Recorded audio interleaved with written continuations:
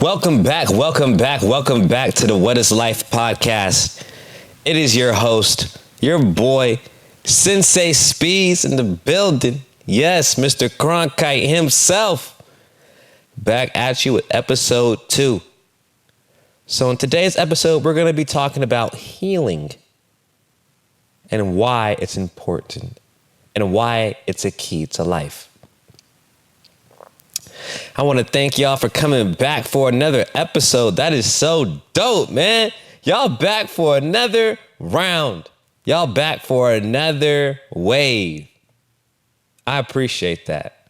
I enjoy speaking and telling my life, using my life experiences to answer life's questions. So without further ado, let's get into it. Healing. Man, when you heal, you let go. You let go of fear. You let go of doubt. You let go of angst. You let go of pain.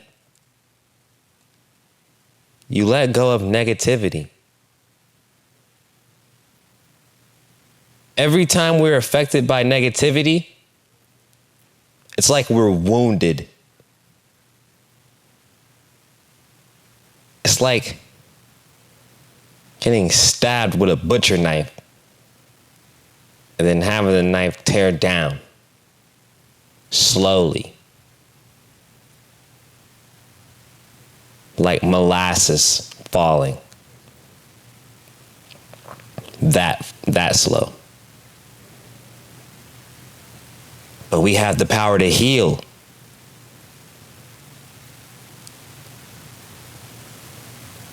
Now, what do I mean when I say heal? When I say heal, I mean to become at peace with the situation that you're in.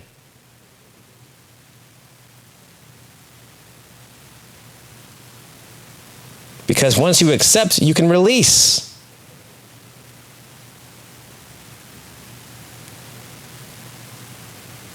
Now, a wound over time can heal.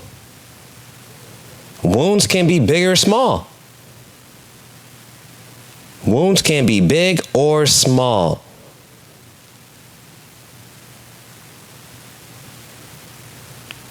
It depends on how quickly you can heal.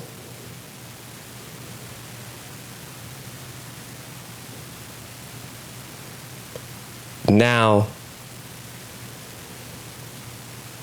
this whole decade, I've spent healing my past. Whether I knew it or not,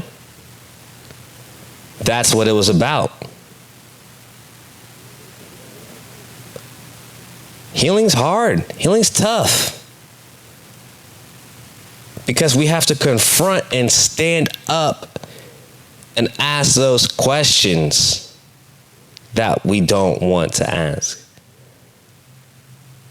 It's uncomfortable.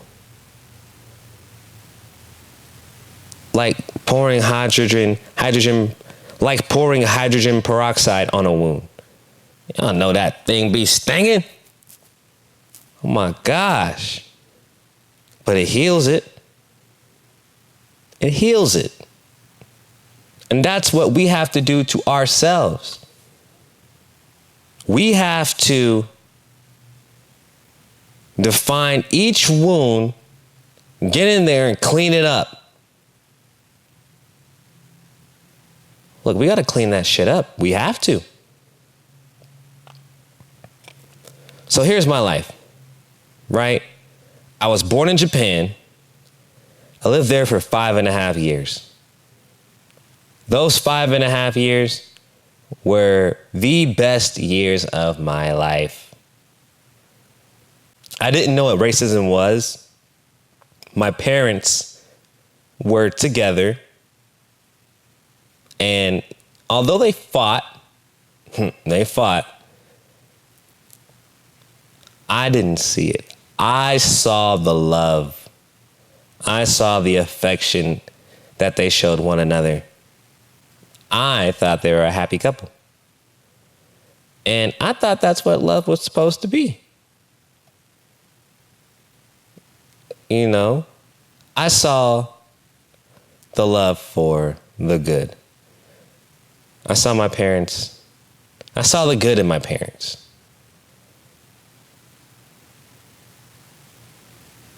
I saw the good in my parents. You know, they looked out for me. They'd spoil me. Sometimes my mom would try to give me a whooping. My dad would, he would pick me up right away. He'd protect me from the whooping. That would be cool. That would be cool. And my dad was dope. But my mom was super affectionate too. I used to love watching movies with my mom, cuddling up with my mom. Yeah. But we were kicked out of Japan. We had to leave Japan as fast as we could. But like all good things, you know what they say, all good things must come to an end. And this is when my test began. So when I was in Japan, it was me, my mom, my dad, and my older brother. When I was younger, like 2 or 3, I asked my brother, I was like, yo, what if we're the only kids born? What if we're the first kids? Because, you know, I'm in Japan. I didn't see anybody else like me, really. Saw a few black kids, but, you know, it's mostly Japanese kids. I went to a Japanese school for 3 months. That was dope.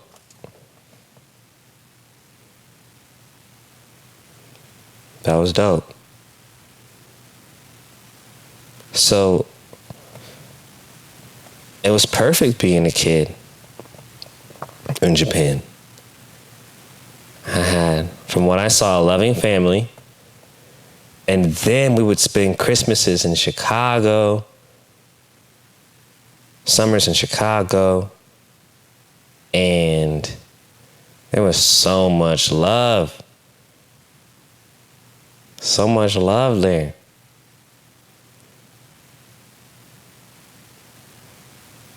And then, slowly but surely, it all came to an end. We had to leave Japan. From Japan, we went to Chicago. My mom did not want to stay in Chicago, so we moved to Mississippi. My dad was still in Japan, so we set up shop in Mississippi. Bounced around from apartment to apartment. Then we finally got a house. But it was tough. It was tough. That's where I got my first real taste of racism. And real life. You know, I went from being happy-go-lucky in Japan, like not knowing what fear is, to being thrown into a fear-based society. I mean, in Japan, I was walking around going to t-ball practice. You know what I'm saying? My little black ass was going to t-ball practice, walking to t-ball practice by myself. By myself, 4 years old. My parents weren't with me. It was that safe. It was that safe. You can't do that nowadays, especially here in America. My goodness. Not here in the United States. No. That's not happening. That's not flying. Come on now.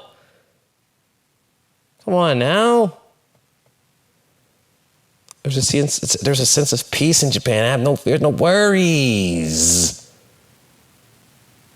I was out from Tokyo. Come on now. But anyway, I went from being what I thought free and happy, thrown into a fear-based society. So I had to learn a whole new side of myself. And also still keep that kid in me, still be myself. That was my test. Life wanted to break me. So it kept throwing knives at me. Once we moved to Mississippi, we were still spending some summers, some Christmases there. That was short-lived.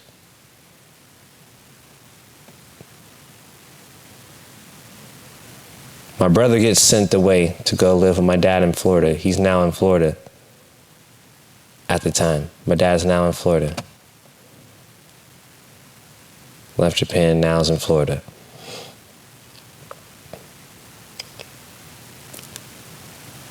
So my mom sends my brother away first. Then one day I'm cleaning my room, being a good boy. I'm happy my brother's gone. And it's just me and my mommy out to myself. I was happy. You know what I mean? My brother used to terrorize me. You know what I mean? But my mom walked in, she was like, Spencer, you can't handle being the only child. I'm sending you to go live with your dad. And I was like, oh. But then I was like, well, you know, I love my dad. It's my best friend. So shit, I'm happy. I'm cool. I'm like, okay, fine. I'll live with my dad. But my dad was on his grind. He was hustling. He was trying to make ends meet for himself. So we barely got to see him. Then my brother got sent away.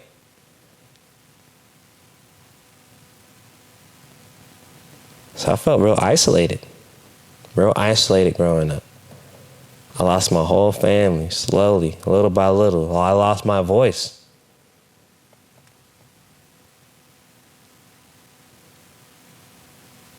I'm over here going to work at 12, 13 years old, trying to help put food on the table.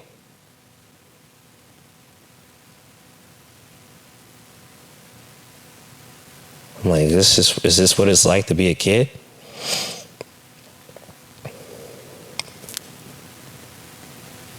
I was in 8th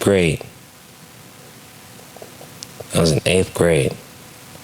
So my schedule for school was wake up, go to school, go to football practice or track practice. After that, go to the commissary and work. Help my dad work. Help my dad work. Come home, do homework, eat, then do homework. Shower, go to bed.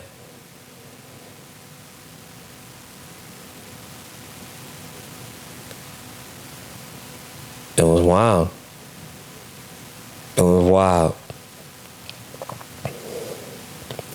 The communication between me and my pops deteriorated over time.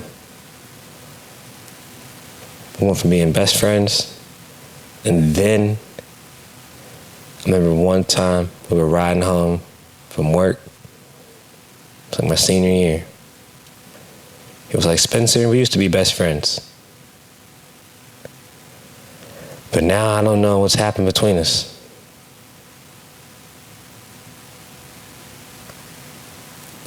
I didn't know.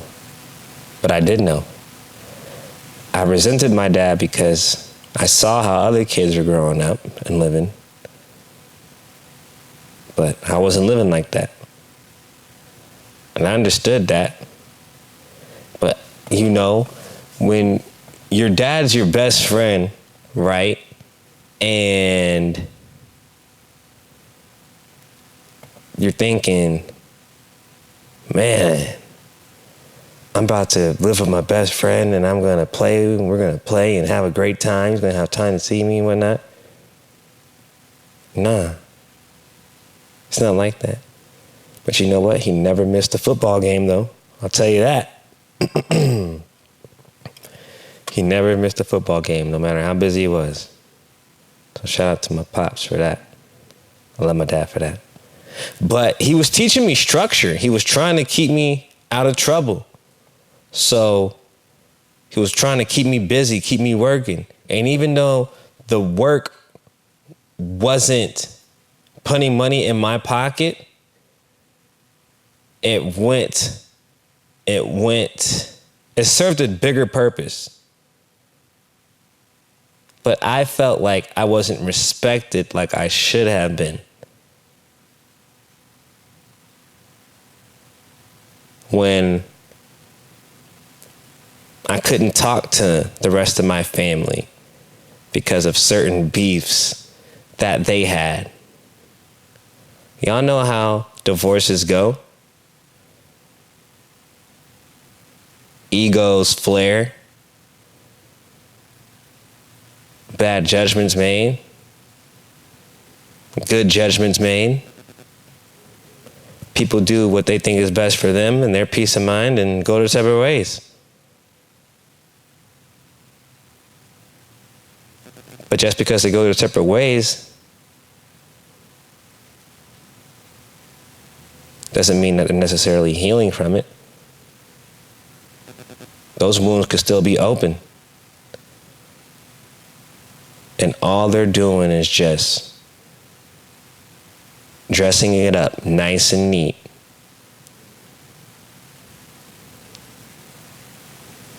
But they don't want to get in there and clean it up.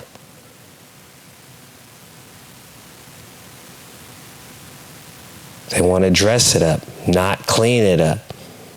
It's only until you clean your wounds when you can heal your wound.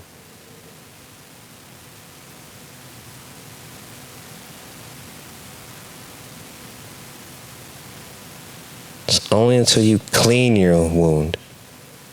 It's only until you clean your wound. That's when you can heal your wound.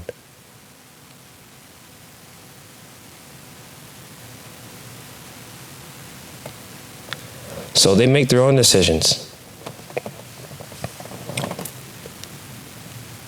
And without having the decision to even pick a side, you're already forced to have a side. And then that is what it is. So the love that you want to show and that you want to express, you can't. Because then that's like you being disloyal. And then that creates the biggest wound because you're not being loyal to yourself and to what yourself wants.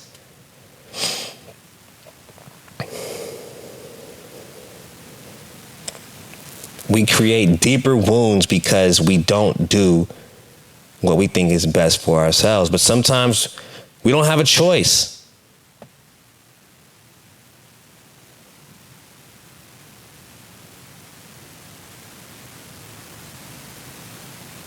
Best believe I rebelled. I spent countless nights sleeping outside, sleeping in friends' laundry rooms. Shout out my guy Dalton Mason.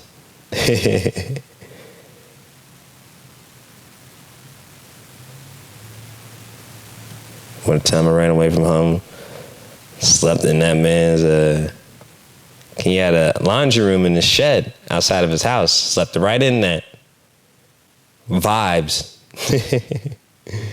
Went to school the next morning, caught the bus. But yep. Then my life continued to fall apart. 2012 comes. I'm thinking I'm getting back with my ex. That didn't happen. I was in Kansas at the time. That played a huge decision in me going back. I was playing football in Kansas.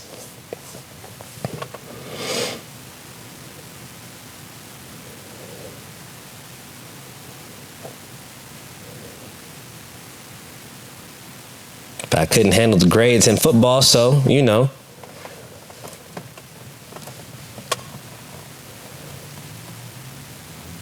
Life had to come back home. I had to come back to Florida. Next thing you know, I get kicked out the house. Now I'm homeless. Now I'm bouncing around from friend's house to friend's house. Shout out Brandon. Shout out Keese. Shout out Carrie. They held me down. They held me down. Then I reached out to my mom. In 2012, I reached out to my mom. I was at rock bottom. I had nothing. But I had a goal. I had a vision. I said, I gotta get out. I gotta get out of here.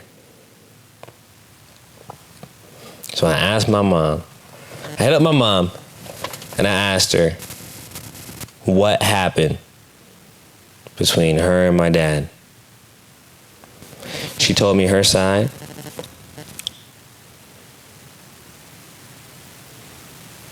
She kept it all the way 100. She kept it real. I asked her some tough questions. She didn't back down from any questions. She kept it thorough with me, straight up. And I appreciate that. I love when people keep it real. Because the truth lets you heal. Because the truth gives you a peace of mind. That's what we're doing. That's why healing is so important. We gotta heal if we want to proceed on with our lives. When you heal, you let go of emotional debt. Emotional debt is just like financial debt. Some people drown in financial debt and get so depressed that they can't get out of it. So they submit to it. Emotional debt. So much baggage that you do not want to deal with that you just keep suppressing and suppressing and suppressing. All those wounds open, hurting, but you're just dressing them up. They're not healing. They're not being cleaned thoroughly. You're not getting the nitty gritty. You're not putting that hydrogen peroxide on it.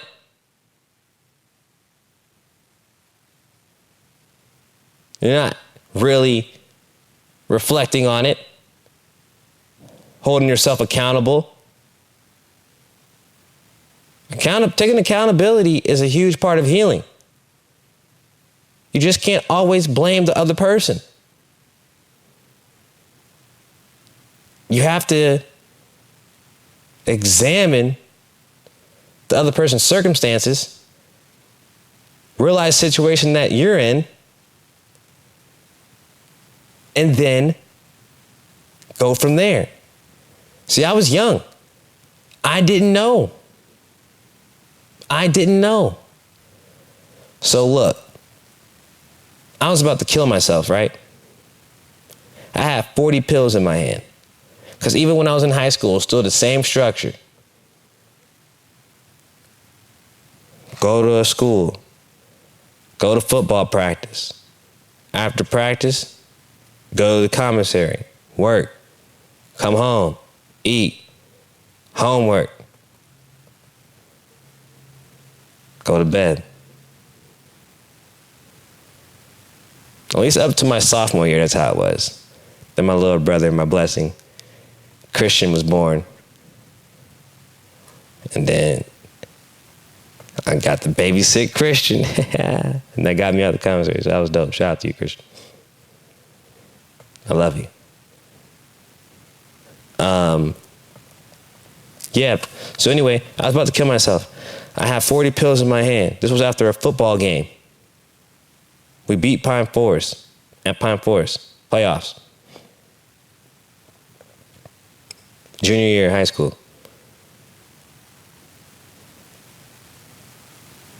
had a relatively good game. But it seemed like no matter how good I did, my dad wasn't impressed. Because that's the only thing that we could relate to at this point was just sports. I couldn't talk to him about the things I wanted to talk about because we weren't allowed to discuss that. So he walks in, he sees me with the pills in my hand. I had already said goodnight to him, so I wasn't expecting him to walk back in, but he usually doesn't do that, but I guess he came to check on me. He was like, Spencer, and he sees me. I look like a deer in the headlights. I'm like, and he's like, what's that in your hand? I'm like, they're pills. He's like, what are you doing with those pills? And I was like, I'm about to kill myself. Then he shook his head. He said, give me them pills. Closed the door. We went to bed. Now, I wasn't going to kill myself, but I had the thought. It was the temptation.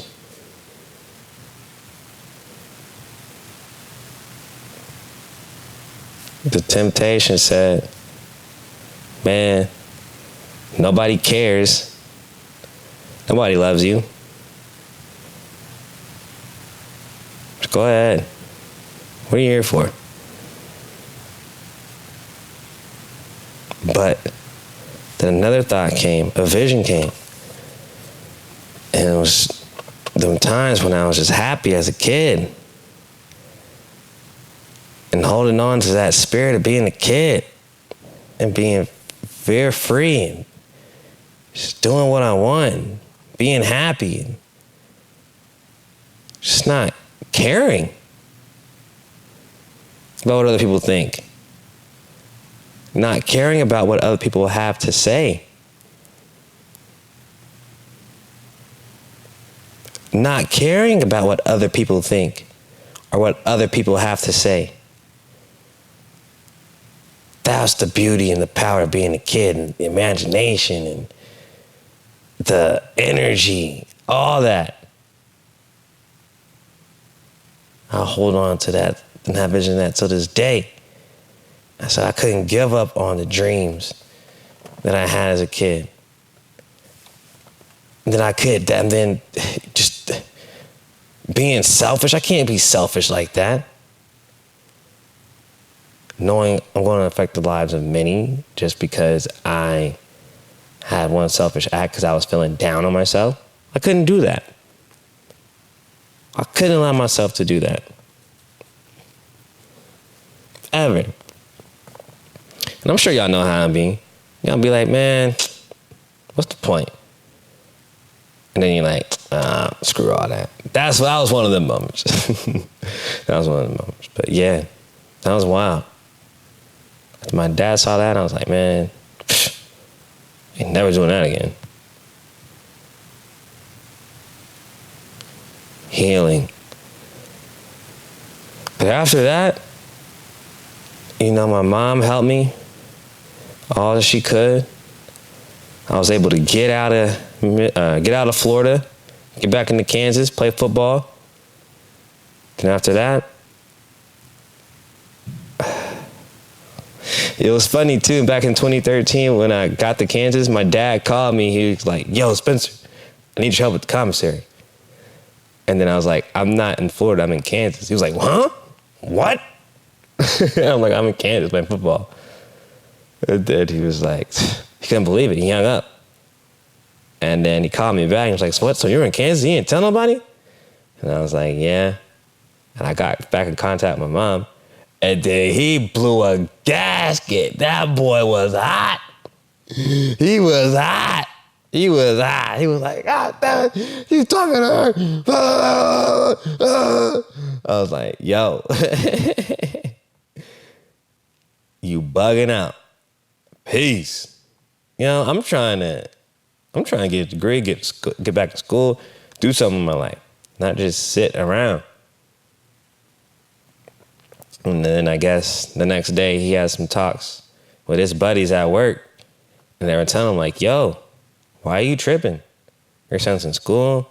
He's trying to do the best he can. Let him get all the help he needs. If he's trying to help himself, why are you tripping? So he called me back, apologized, and then, we were cool with it. We kicked it. We could have let our relationship die out completely right there, but, you know what I'm saying, we held it right then and there. And now me and my pop's best friends then because of that. And he knows that I'm going to keep it thorough with the people who keep it thorough with me. It just is what it is, but he knows that our love for each other, that bond that we have, should never be broken. For real. And then I was able to get the stories that I needed from my family members. I had to ask them the tough questions as to why my family split up, why my life had to be so thrown on a loop.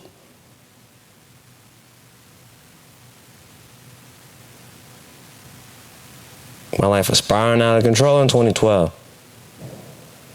Spiraling out of control. Had no direction. My dad told me that I got kicked out the house. I broke down.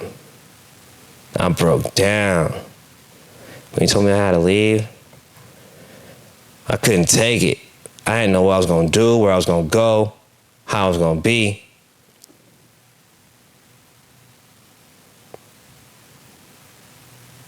But a calm, a peace,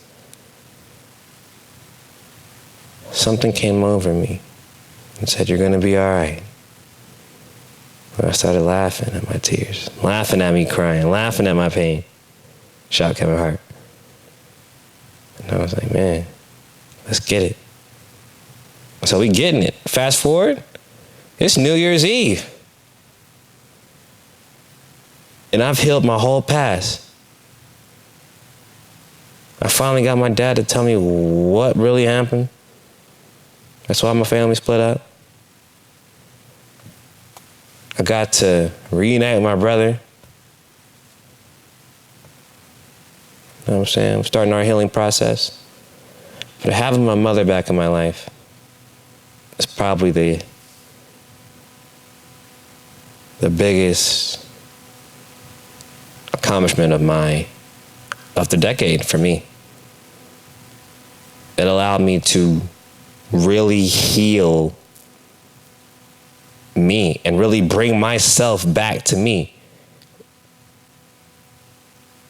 Now, since I'm healed, I'm not afraid to speak my truth like I'm doing to you right now. I'm not afraid to be myself like I'm being right now. I'm not afraid to teach. I'm not afraid to speak my mind because I am healed. You got to recognize the people who hate and show negativity, they're living in a low vibrational state because they're broken. They are wounded angels. There are wounded brothers and sisters.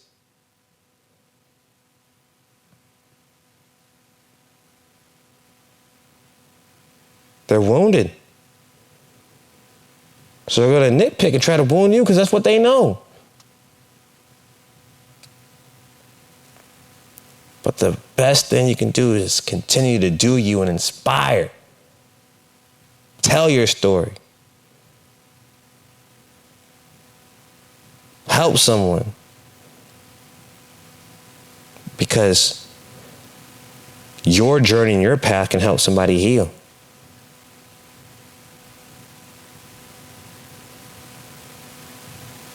Listen, we have to heal.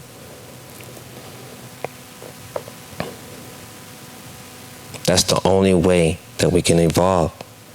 That's the only way that we can break out of the darkness and begin being the light that we need to be.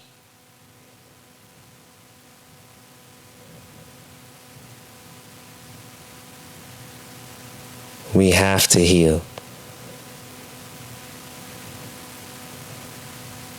It's so much inner work, but it's so worth it.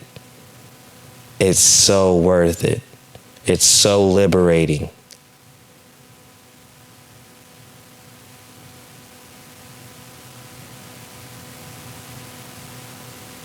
Healing releases you from a depressed state.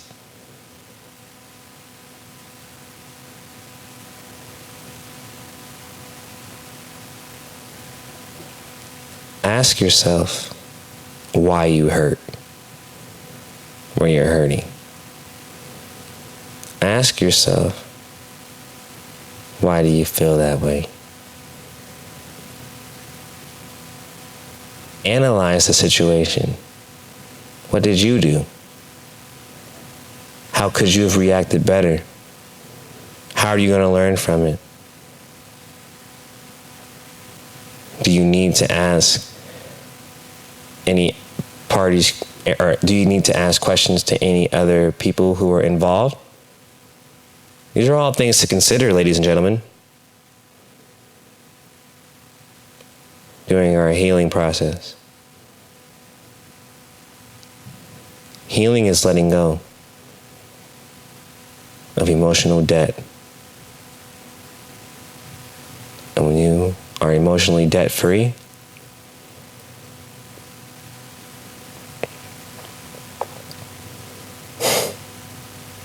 the world is yours. You can begin to manifest anything you want because you're living in a high vibrational state of mind.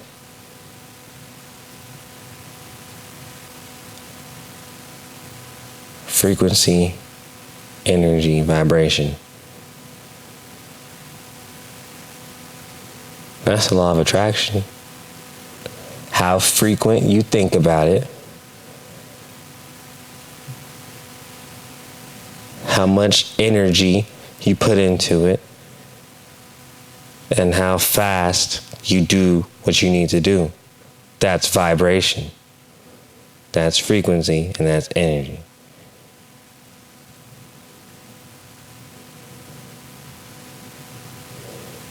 What is life, man? Life is healing. Imagine a world, our society healed. There's no limits to what we can't do. I want to thank y'all, man, for sticking around for another episode. Episode 2, healing.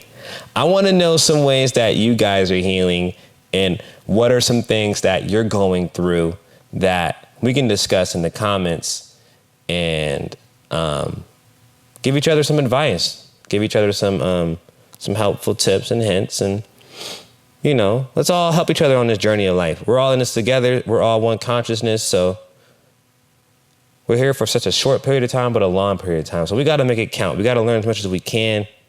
And that's what we're doing, and apply as much as we can. And once we change ourselves, we can really change the world.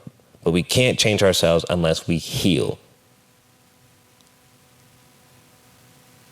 I want to thank you guys again. Thank you for listening. Thank you for liking and sharing. And, hating. And just watching. And just listening. I appreciate you for just being you. Thank you for rocking with your boy, Sensei Speeds, Mr. Cronkite himself. And you're not going to want to miss episode 3. We are talking about relationships. Yep. Life is relationships. You need relationships. But how do you define a relationship? We'll see you then. Thank you guys. Love you. Be blessed. Love. Spooky.